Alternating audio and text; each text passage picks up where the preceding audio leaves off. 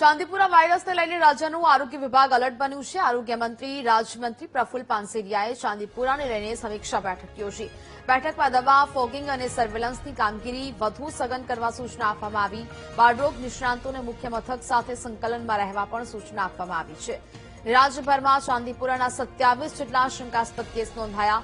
7 બાળકોનો ચાંદીપુરાનો report positive આવ્યો છે।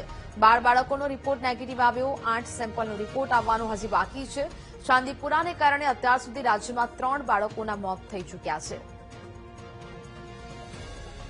ગુજરાતના આરોગ્ય વિભાગ દ્વારા આજે સચિવાલય ખાતે ઉચ્ચ અધિકારીઓ સાથે ચાંદીપુરા વાયરસના દર્દીઓના શ્રેષ્ઠમાં શ્રેષ્ઠ સારવાર આપી શકે એ માટેની મીટિંગ કરવામાં આવી હતી।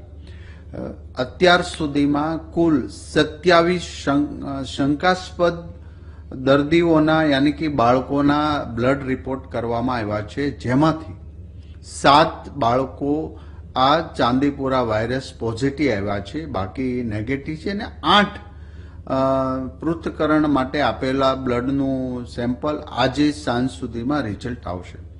7 બાળકોમાંથી 3 બાળકોના દુઃખદ મોત થયા છે, જે ચાંદીપુરા વાયરસથી જ એમનું અવસાન થયેલું।